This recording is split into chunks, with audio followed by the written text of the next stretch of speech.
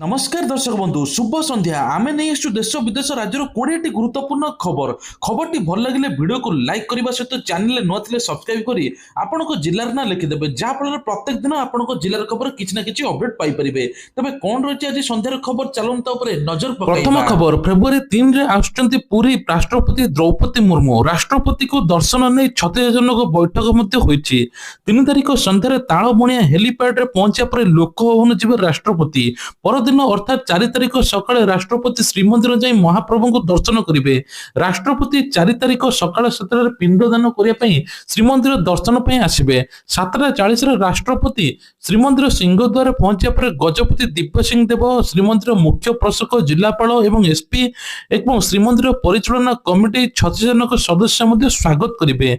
7 पाहाच निकट पंडित माने वेद पाठ करेंगे। से समय केवल पालिया सेवायत उपस्थित रहे बोली 36 जनक बैठक में आज निष्पत्ति नियाଯାଇଛି। परवर्ती खबर आज ओडिशा बंद राज्य सारा दुकान बंजार बंद रहिबा सहित गाड़ी चलाचल प्रभावित होईछि। यह अधीन स्कूल ऑफिस विभिन्न व्यवसाय समेत अनेक जिनिस सीधा सड़क प्रभावित होईछि। राज्य में प्रमुख जातीय राजपथ छक गुड़िक पिकेटिंग दुकान बजार बंद रहिबा सहित गाड़ी चलाचल प्रभावित होईछि। भुवनेश्वर कटक ब्रह्मपुर और बलांगीर सहर बंद पालन जो सकाळु सकाळु गाड़ी मोटर चलाचल प्रभावित होइतिबा सहित यात्री माने बस स्टैंड रे बसी रहिसंती। ठप होईछि गाड़ी चलाचल। आज संध्यारे पुणी आउतरे आग भली मध्य साधारण होइजिबो। ता सहित मध्य बलांगीर जिल्ला 12 घंटिया बंद डाकरा दिएथिला। सकाळे पिकेटिंग समय भागीरथी छक निकट एक मॉल खोला थिबा देखिबाकू मिलिला। फल आंदोलनकाली मॉल भीतर को पसी कर्मचारी को बुझासुझा करथिले किंतु सेमाने मान नथिले। फल आंदोलनकारी रागी जाए जिनिस पत्र एणे तेणे फोपाड़ी देबा सहित मॉल को जबरदस्ती बंद कर देथिले। परवर्ती खबर राजधानी भुवनेश्वर बोमा घुटिबा घटना तदंत करुछि पुलिस। किछि समय पर एनआईए टीम मध्ये आसुछि। सुंदरपदा निकट रे एक आजाद नगर बोमा विस्फोरण होईछि। एनै कि मध्ये तदंत चलाइछि पुलिस। तेबे पार्श्व पारिपार्श्विक स्थान मध्ये जांच होछि। भुवनेश्वर एयरफील्ड थाना सुंदरपदा आजाद नगर बोमा विस्फोरण जो 4 गुरुतर होइथिले। 3 महला कोठा उपरे बोमा भिडुता बेले विस्फोरण होइतिला। एथिरे पेशादार अपराधी मध्ये अछंती बेली कोआ जाउछि।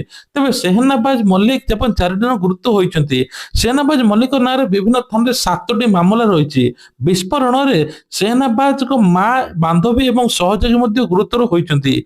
एही मामला रे आज घटनास्थल पहुंची एनआईए टीम मध्ये तदंत करुछि। परवर्ती खबर संबलपुर लपंगारे थिबा हिंदलुके आलुमिनियम प्लांट संप्रसारण कराजिबो बोली मुख्यमंत्री कहिसंती। 27 कोटी टंका खर्च हेबो।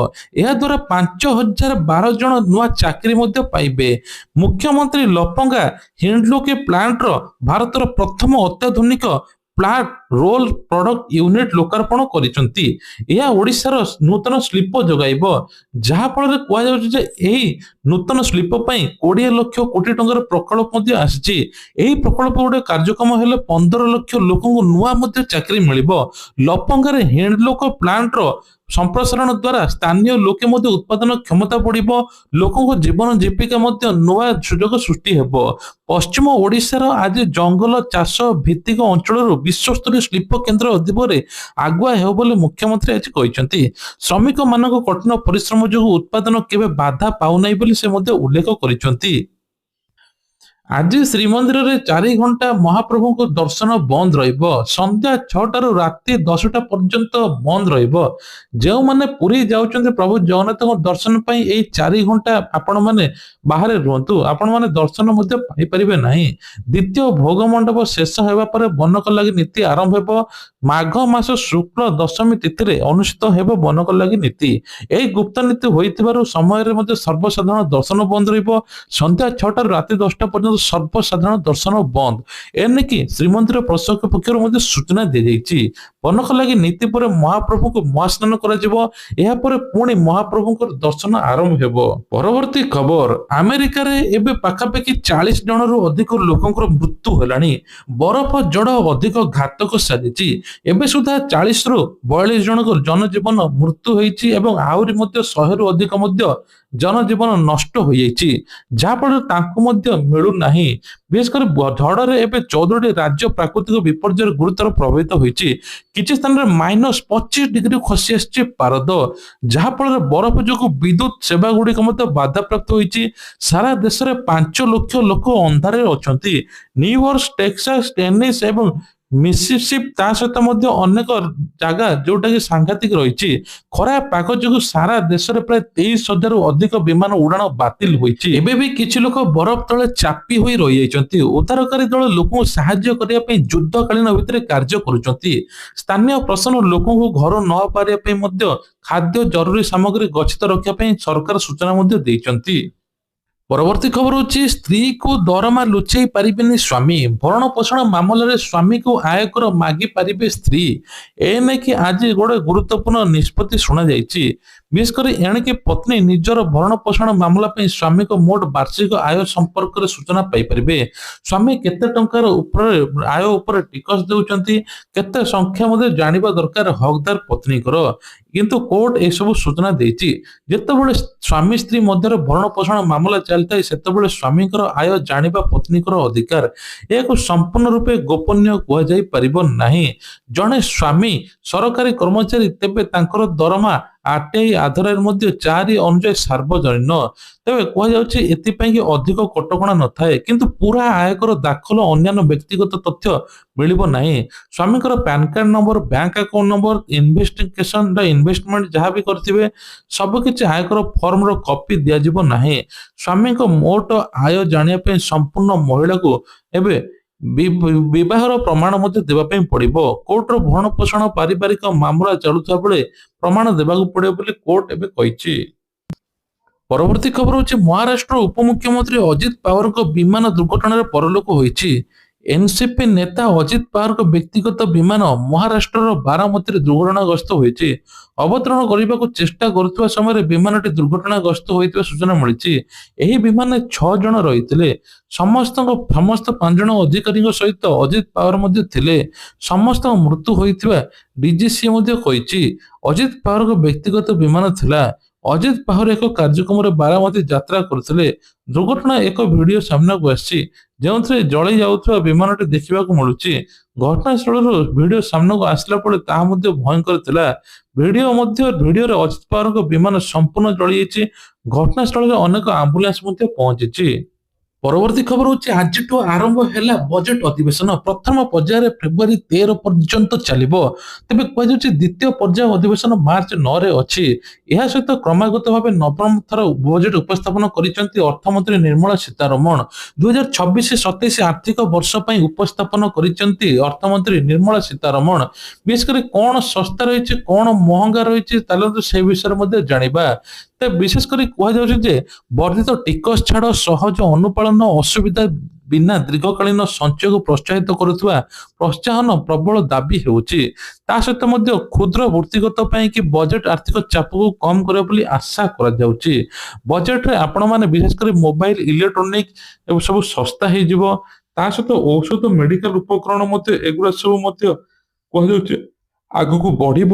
ମଧ୍ୟ ତା ସହିତ ମଧ୍ୟ ବିଦେଶୀ ଗାଡି, ପ୍ରିମିୟମ ଗାଡି, ମହଙ୍ଗା ପୋଷାକ, ଜୋତା, କଷ୍ଟମ ଡ୍ୟୁଟି ମଧ୍ୟ ଏଗୁଡା ବଢିବ। ତମାଖୁ, ସିଗାରେଟ ମଧ୍ୟ ଡବଲ ରେଟ୍ ବଢିବ। ବିଦେଶୀ କସ୍ମେଟିକ ଜିନିଷ ମଧ୍ୟ ବଢିବ। ଆମଦାନୀ ଉପରେ ସବୁଠୁ ବଡ ପ୍ରଭାବ ରହିବ। ଏବେ କୁହାଯାଉଛି, ଆଲୋଚନା ହେଉଛି 12 ଲକ୍ଷ ପରିବର୍ତ୍ତେ 15 ଲକ୍ଷ ଆୟ ପର୍ଯ୍ୟନ୍ତ ଜିରୋ ଟ୍ୟାକ୍ସ ସୀମା ବଢିପାରେ। ଷ୍ଟାଣ୍ଡାର୍ଡ ଡିଡକ୍ସନ 75,000ରୁ ବଢି 1 ଲକ୍ଷ ଟଙ୍କା କରାଯିବାର ସମ୍ଭାବନା ରହିଛି। ପରବର୍ତ୍ତୀ ଖବର ହଉଛି ଏଥର କୁହାଯାଉଛି ଜନ୍ମଦିନରେ ଅଙ୍ଗନବାଡି ପିଲାଙ୍କୁ ମିଳିବ ଫଳ। ବିଶେଷ କରି ସରକାର ଏବେ ସ୍କୁଲ, ଅଙ୍ଗନବାଡିକୁ ଗୁରୁତ୍ୱ ଦଉଛନ୍ତି। ଯାହା ଫଳରେ ଉପମୁଖ୍ୟମନ୍ତ୍ରୀ ପ୍ରଭାତୀ ପରିଡ଼ା ମଧ୍ୟ ଭୁବନେଶ୍ୱର ରାଜ୍ୟ ମହିଳା ଶିଶୁ ପ୍ରଶିକ୍ଷଣ କେନ୍ଦ୍ର ପରିସରରେ ପଞ୍ଚତୁତ ପାର୍କରେ ଉଦ୍ଘାଟନ କରିବା ସହିତ ସୁଭଦ୍ରା ସାଧନ କେନ୍ଦ୍ର ଭିତ୍ତିପ୍ରସ୍ତର ସ୍ଥାପନ କରିଛନ୍ତି। ଏହା ଫଳରେ ଏବେ ଶିଶୁମାନଙ୍କୁ ପୋଷାକ, ଶୀତ ବସ୍ତ୍ର ମୂଲ୍ୟ ସଂଶୋଧନ କରିବା ସହିତ ମହିଳା ଶିଶୁ କଲ୍ୟାଣ ପାଇଁ ସରକାର ପ୍ରତିବଦ୍ଧତା ଜଣାଇଛନ୍ତି। ଯାହାଫଳରେ କହିଛନ୍ତି ଯେ ଶୁଭ ଅବସର ବା ଜନ୍ମଦିନରେ ଅଙ୍ଗନବାଡି ଶିଶୁକୁ ଫଳ ବାଣ୍ଟିବା ଏକ ସଂକଳ୍ପ ନେବେ। ତେବେ ଓଡ଼ିଶା ଖୁବ୍ ଶୀଘ୍ର ସୁସ୍ଥ ଏବଂ ସମୃଦ୍ଧ ରାଜ୍ୟରେ ପରିଣତ ହେବ। ତା ସହିତ ମଧ୍ୟ ଅଙ୍ଗନବାଡିରେ ମଧ୍ୟ ଏବେ ଗଛ ଲଗାଯିବ। ଅଙ୍ଗନବାଡି ଏବେ ଭଡାରେ ଚାଲିବ ନାହିଁ, ସରକାର ମଧ୍ୟ ସ୍ଥାପନ କରିବେ। ତା ସହିତ ମଧ୍ୟ ବାଳକଙ୍କ ୟୁନିଫର୍ମ 100 ଟଙ୍କାରୁ 175 ଟଙ୍କା ବୃଦ୍ଧି କରାଯାଇଛି। ବାଳିକାଙ୍କ ୟୁନିଫର୍ମ 150ରୁ 225 ଟଙ୍କା ବୃଦ୍ଧି କରାଯାଇଛି। ଜୋତା ମୋଜା ପାଇଁ 100 ଟଙ୍କା ବଦଳରେ 150 ଟଙ୍କା ବୃଦ୍ଧି କରାଯିବ। ଶୀତ ବସ୍ତ୍ର ମୂଲ୍ୟ ପାଇଁ 150ରୁ 200 ଟଙ୍କା ବୃଦ୍ଧି କରାଯିବ ବୋଲି ସୂଚନା ମିଳୁଛି। ପରବର୍ତ୍ତୀ ଖବର, 20 ଲକ୍ଷ ଟଙ୍କାର ପୁଞ୍ଜି ବିନିଯୋଗ ହେବ। ତେବେ ସମ୍ବଲପୁର ଜିଲ୍ଲା ତଥା ଅଞ୍ଚଳ ପାଇଁ ଏକ ଐତିହାସିକ ଦିନ। ଆଦିତ୍ୟ ଆଲୁମିନିୟମ ସମ୍ବଲପୁର ଜିଲ୍ଲାକୁ ସମୃଦ୍ଧ କରିବାର ଗୁରୁତ୍ୱପୂର୍ଣ୍ଣ ଦାୟିତ୍ୱ ବହନ କରିଛି। ସ୍ଥାନୀୟ ନିଯୁକ୍ତି ଗୁରୁତ୍ୱ ଦିଆଯାଉନଥିବା ବେଳେ ଜନପ୍ରତିନିଧି ମଧ୍ୟରେ ଅସନ୍ତୋଷ ରହୁଛି। ତେବେ କମ୍ପାନୀ କର୍ତ୍ତୃପକ୍ଷ ଏବେ କହିଛି 6500 ନିଯୁକ୍ତି ପାଇଛନ୍ତି। ସେଥିମଧ୍ୟରୁ 80% ସ୍ଥାନୀୟ ଲୋକେ ନିଯୁକ୍ତି ହୋଇଛନ୍ତି। କେତେ ନିଯୁକ୍ତି ଦିଆଯାଇଛି ତାର ହିସାବ ନିକାଶ ହେବ। କମ୍ପାନୀ କର୍ତ୍ତୃପକ୍ଷ 80% ସ୍ଥାନୀୟ ଲୋକଙ୍କ ଅଛନ୍ତି ବୋଲି କୁହାଯାଉଛି। ତା ସହିତ ସ୍ଥାନୀୟ ଲପଙ୍ଗା ସ୍ଥିତ ଆଦିତ୍ୟ ଆଲୁମିନିୟମ ଶିଳ୍ପାନୁଷ୍ଠାନର ମୁଖ୍ୟମନ୍ତ୍ରୀ ମୋହନ ଚରଣ ମାଝୀ 2ଟି ପ୍ରକଳ୍ପ ଉଦ୍ଘାଟନ ଏବଂ ଗୋଟିଏ ପ୍ରକଳ୍ପର ଶିଳାନ୍ୟାସ କରିବା ଅବସରରେ ଆଜି କହିଛନ୍ତି 5000 କୋଟିର ଆଲୁମିନିୟମ ତା ସହିତ FRE ୟୁନିଟ୍ ବା 834 କୋଟି ଟଙ୍କାର ବ୍ୟାଟେରୀ ଫୁଏଲ ମଧ୍ୟ ତିଆରି ହେବ ୟୁନିଟ୍, ଯାହାଫଳରେ 21,162 କୋଟି ଟଙ୍କା ଆଦିତ୍ୟ ଆଲୁମିନିୟମ ପ୍ଲେଟର କ୍ଷମତା ସମ୍ପ୍ରସାରଣରେ ଶିଳାନ୍ୟାସ କରାଯିବ ବୋଲି କୁହାଯାଉଛି। ଏଥିରେ ମଧ୍ୟ ଆହୁରି କର୍ମଚାରୀ ମଧ୍ୟ ନିଯୁକ୍ତି ପାଇବେ। ପରବର୍ତ୍ତୀ ଖବର, ଏବେ ବିଶେଷ କରି କୁହାଯାଉଛି ଯେ ୟୁରୋପୀୟ ସଂଘ ଅଧୀନରେ ଦେଶକୁ ଆମଦାନୀ ହେଉଥିବା କାର ଉପରେ ଲଗାଯାଇଥିବା 110% ଶୁଳ୍କ 40% ହ୍ରାସ ପାଇବ। ଭାରତ ୟୁରୋ ମଧ୍ୟରେ ହେବାକୁ ଥିବା ବାଣିଜ୍ୟ ରାଜିନାମାର କାର ଶୁଳ୍କ କମ୍ କରାଯିବ। ଏହା ହେଲେ ୟୁରୋପୀୟ କାର ଗୁଡିକ ଭାରତୀୟ ବଜାରରେ ଆହୁରି କମ୍ ଦାମରେ ବିକ୍ରି ହେବ ବୋଲି କୁହାଯାଉଛି। ତେବେ ଆମଦାନୀ ହେଉଥିବା 15,000 ୟୁରୋରୁ ଅଧିକ ମୂଲ୍ୟ କାର ଶୁଳ୍କ କମାଇବା ପାଇଁ ଭାରତ ରାଜି ହୋଇଛି। ଭବିଷ୍ୟତରେ ଶୁଳ୍କକୁ 10% ହ୍ରାସ କରିବାକୁ ମଧ୍ୟ ଉଭୟ ପକ୍ଷେ ସହମତି ମଧ୍ୟ ହୋଇଯାଇଛି। ପରବର୍ତ୍ତୀ ଖବର, ସେନ୍ସେକ୍ସ ଖସିଲା ଏକାବେଳେ 1066 ପଏଣ୍ଟ, ସିଧା ଆସିଲା 22,180କୁ। ତେବେ ଗତକାଲି ଶେଷ କାରବାରରେ ମଧ୍ୟ 1.28% ହ୍ରାସ ପାଇଥିଲା। ନ୍ୟାସନାଲ ଷ୍ଟକ ଏକ୍ସଚେଞ୍ଜରେ ନିଫ୍ଟି ମଧ୍ୟ 353 ପଏଣ୍ଟ 1.38% ଘଟିଥିଲା, ଯାହାଫଳରେ କୁହାଯାଉଛି ଲୋକଙ୍କର କୋଟି କୋଟି ଟଙ୍କା ମଧ୍ୟ ଲସ୍ ହୋଇଥିଲା। ତେବେ ବଜାର ପୁଞ୍ଜି ପ୍ରାୟ 12 ଲକ୍ଷ କୋଟି ଟଙ୍କା କମିଯାଇ 456 ଲକ୍ଷ କୋଟି ସ୍ତରରେ ପହଞ୍ଚିଛି। ପ୍ରବଳ ଜମୁଛି ଖଣ୍ଡଗିରି ମେଳା। ଖଣ୍ଡଗିରି ମେଳାରେ ଲୁଟର ଏକ ଆତଙ୍କ, ମୋବାଇଲ ଚୋରି ହେଉଛି ପ୍ରତିଦିନ। କାଲି ମଧ୍ୟ ପୋଲିସ ଗୋଟେ ଗ୍ୟାଙ୍ଗକୁ ଧରା ପକେଇଛି, 4 ଜଣଙ୍କୁ ମଧ୍ୟ ଧରିଛି। ଏପଟେ ଖଣ୍ଡଗିରି ମେଳାରେ ଅଶ୍ଳୀଳ ନୃତ୍ୟ ବନ୍ଦ, ଯିଏ କରିବ ତାଙ୍କ ଉପରେ କଡା କାର୍ଯ୍ୟାନୁଷ୍ଠାନ ନିଆଯିବ। ଖଣ୍ଡଗିରି ମେଳାରେ ମଧ୍ୟ ଦେଖିବାକୁ ମିଳିଛି ଲୋକଙ୍କର ଭିଡ କମ ମିଳିଛି। ଯାତ୍ରା ମହାସମରରେ ମଧ୍ୟ 4ଟି ଯାତ୍ରା ଅନୁଷ୍ଠାନରେ ଲୋକ ଦର୍ଶକ ଭିଡ ଦେଖିବାକୁ ମିଳିଥିଲା, କିନ୍ତୁ ଠିକ ରାତି ବେଳକୁ ଭିଡ ମଧ୍ୟ କମି ଯାଇଥିଲା। ପରବର୍ତ୍ତୀ ଖବର, ରାଜ୍ୟ ସରକାରଙ୍କ ମନମାନିକୁ ହାଇକୋର୍ଟଙ୍କ ଛାଟ, ପ୍ରତ୍ୟାହୃତ ହେଲା PUCC, ପେଟ୍ରୋଲ ମିଳିବନି ନିର୍ଦ୍ଦେଶ। ଏନେଇକି ହାଇକୋର୍ଟରେ ସତ୍ୟପାଠ ଦାଖଲ କଲେ ସରକାର।